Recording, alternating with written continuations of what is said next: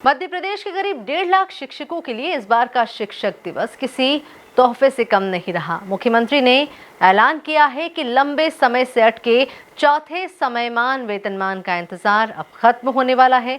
जल्द ही शिक्षकों को इसका लाभ मिलेगा और उनकी सैलरी में 3,000 रुपए से लेकर 7,000 रुपए तक की वृद्धि देखने को मिलेगी। वहीं अब इस मुद्दे पर सियासत रफ्तार पकड़ रही है। देखिए, भारतीय जनता पार्टी की एक आदत बन चुकी है, जिस हिसाब से जैसा वातावरण होता है वैसा वो इवेंट ऑर्गेनाइज कर लेते हैं। अभी टीचर्स डे था, उस हिसाब से उनने एक और जुमला फेंक दिया बाजार में कि हम शिक्षकों को ये करेंगे। अरे, शिक्षकों को तो सबसे पहले आपको करना चाहिए जिनकी नौकरी अभी स्थायी नहीं हुई है। टेम्पररी कितने, मेरे पास हर दूसरे दिन इसकी शिकायत आ रही है जहाँ पे टेम्पररी शिक्षक पूरे प्रदेश में हजारों की संख्या में जिनको परमानेंट नौकरी अभी तक नहीं मिली है।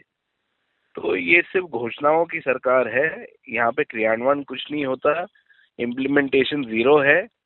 इवेंट रच देते हैं, टीचर्स डे हो गया, उन्हें ये कर दिया, 2-3 दिन न्यूज चल जाएगी, तीसरे दिन सब गोल भूल गए।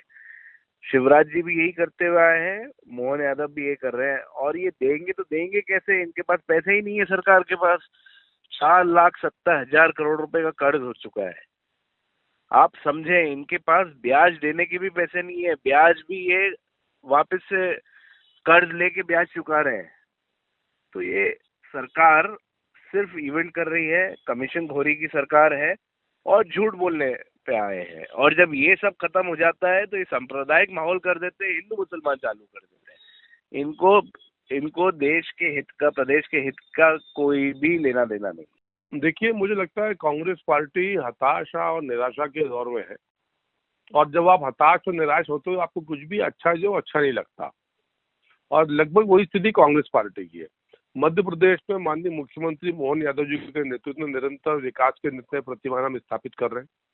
मैं उदाहरण देता हूँ आपको लाडली बहना योजना का।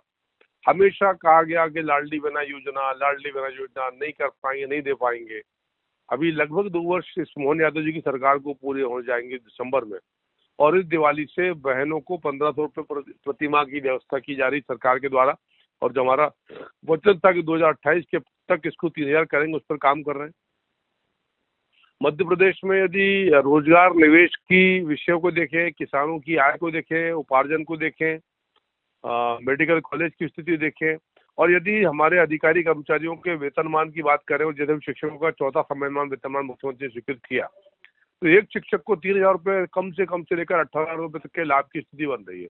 तो मुझे ऐसा लगता है कि कांग्रेस पार्टी को किसी का भला देखा नहीं जाता। उनका काम सिर्फ आलोचना करना, और इसीलिए लोग आलोचना करते आते हैं। और ऐसा नमन जी पहली बार नहीं कर रहे। 2003 से निरंतर कांग्रेस का काम है भाजपा की आलोचना करना, बस आलोचना करना ही अपना धर्म मानते हैं, और जनता उनके कोरे आरोपों को अस्वीकार कर देती है।